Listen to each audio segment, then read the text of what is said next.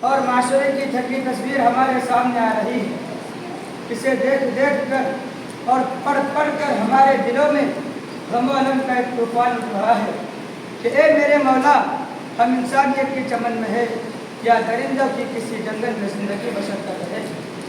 ہمارا ایک ایک گھنٹہ، ایک ایک لمحہ انسانیت کے ساتھ گزارنا مشکل ہو گیا ہے۔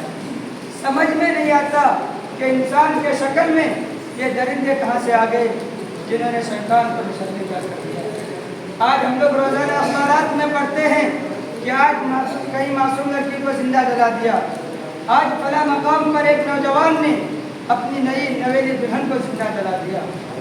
ان جلدی تصویروں کو جب ہم دیکھتے ہیں اور ان رپورٹوں کو جب ہم پڑھتے ہیں تو ہمارا دل یہ پوچھتا ہے کہ کیا ظلم تھا ان کا، کیا پاپ تھے ان کے، کس ظلم کے بدلے میں ایک معصوم لڑکی کو زندہ جلا دیا گیا۔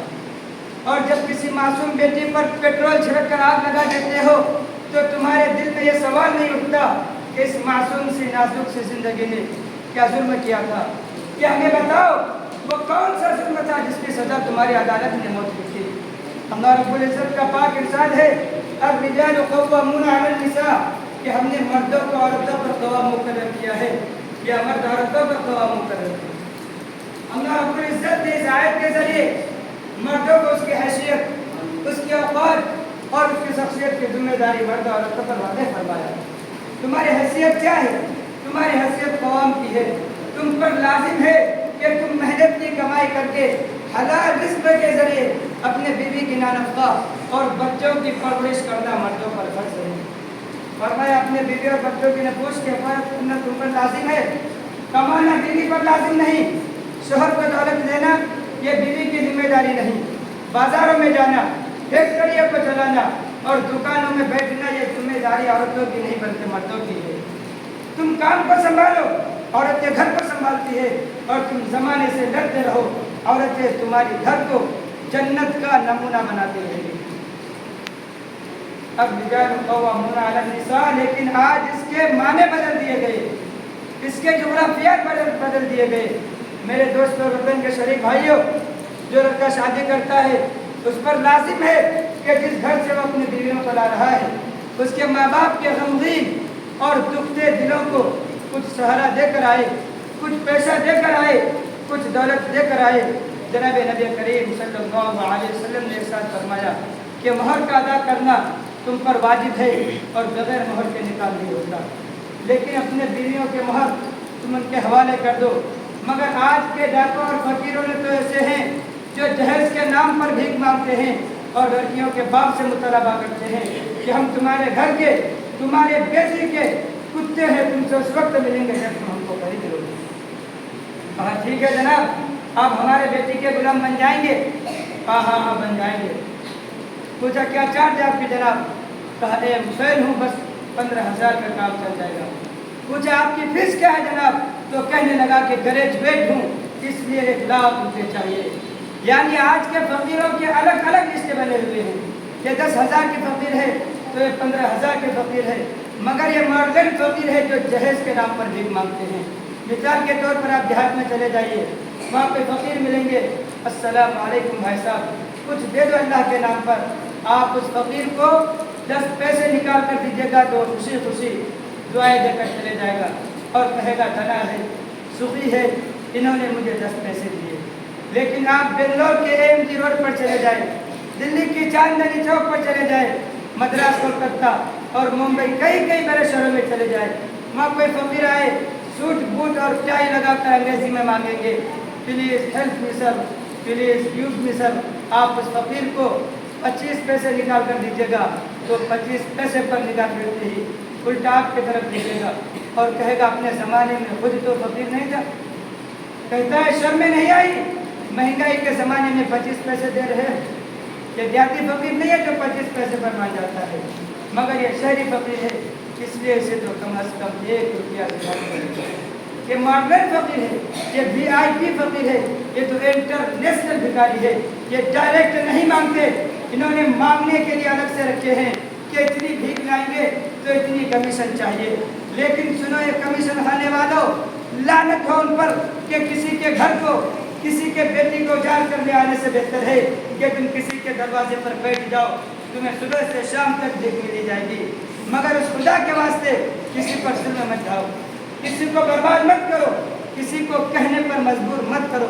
तुम एक नौजवान हो, तुम्हारी माँ ने तुम्हें पैदा किया औलाद समझकर। अगर तुम्हारी माँ ये समझती कि मेरे पेट में किसी इंसान ने नहीं किसी बंदर ने जन्म लिया है, तो उस खुदा की कसम से तुम्हें भेज देगी। और इंसानों के स्कूलों में तुम्हारा दाखिला नहीं मिलता, बाप तुम्हें अपनी औलाद नहीं समझता, कॉलेज और यूनिवर्सिटी के प्रोफेसर तुम पर मेहनत नहीं करते, बसों के कंडक्टर तुम्हें इंसान नहीं समझते, रेलगाड़ी में रिजर्वेशन नहीं मिलता, गाड़ियों में सीट नहीं मिलती, और हिंदुस्तान की हुकूमत के लिए तुम्हें मुलाजिमत नहीं मिलता, क्योंकि मुलाजिमत के लिए इंसानों की जरूरत है, जानवरों की नहीं। तुम्हारे बाप ने तुम्हें इंसान समझा, तुम्हारे स्कूलों के प्राइमरी टीचरों ने तुम्हें इंसान समझा, गली गली और सड़क पर चलने वाले इंसानों ने तुम्हें इंसान समझा, बचपन से जवानी तक इंसान समझाता रहा।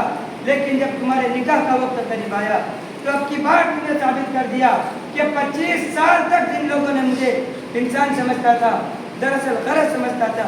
मैं इंसान नहीं, एक शिकारी कुत्ता हूँ, दरिंदा हूँ जो निकाह के वक्त घरों में आग लगा देता है, झोपड़ी से मोहल्ला तक खाकिस्तान कर देता है।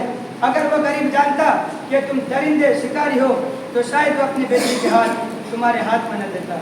वो तुम्हें इंसान समझता है, इंसान की औलाद समझता है। वो गरीब जानता है कि तुम्हारे सीने में इंसानियत का दिल धड़क रहा है, शायद कि तुम इंसानियत का एहतराम कर सकोगे, शायद कि उसके धड़कते हुए दिलों के धड़कनों को समझ सकोगे।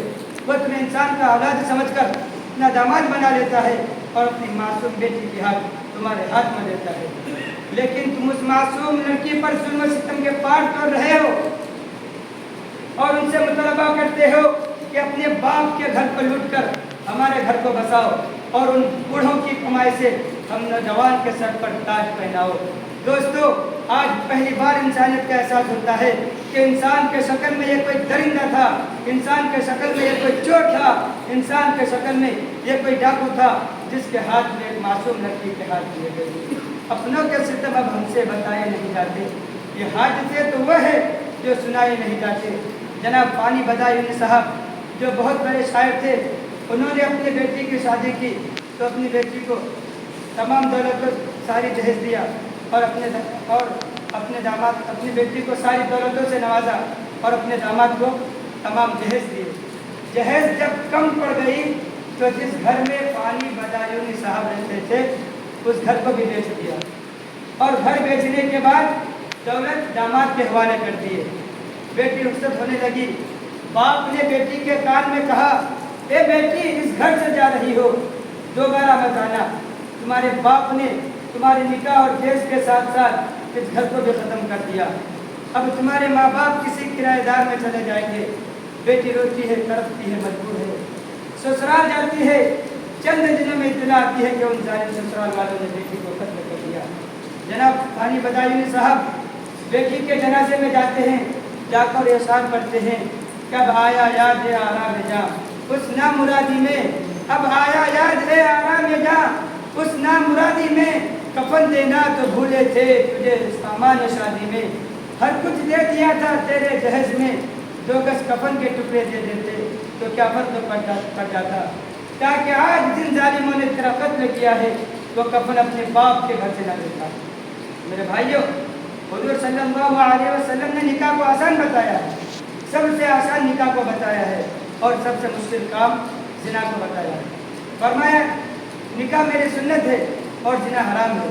अगर कोई इंसान निकाह करना चाहे तो मिनटों में काम हो सकता है, लेकिन अगर कोई इंसान जिना करना चाहे तो इस्लाम उसकी ऐसी दर्दनाक, सख्त अज़ियतनाक और इबरतनाक सज़ा मुकर्रर किया है कि सरे आलम में किसी एक इंसान को वो सज़ा दे दी जाए तो सज़ा देख कर दुनिया कांप उठेगी और क़यामत तक किसी को ज़िना करने का तसव्वुर नहीं होगा।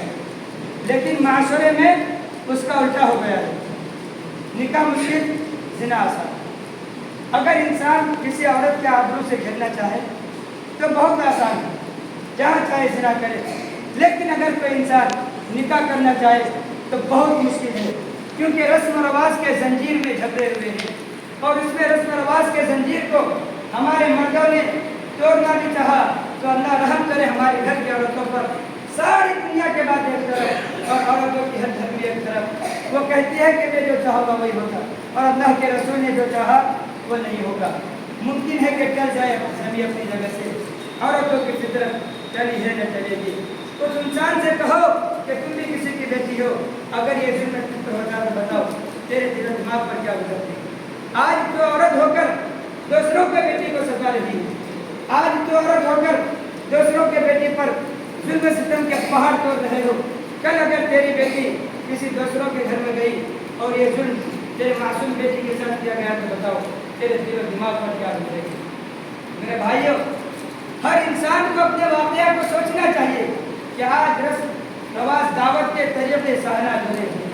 ये जब तक नहीं होगा शादी ही नहीं होगी। मालदारों के सोच ले, जिनके घरों में हराम से कमाई दौलत है, वो अपनी बेटी की शादी करती है तो अपनी हराम दौलतों से इंसानियत का मजाक उड़ाता है और गैरों को कहता है कि निकाह मुश्किल है।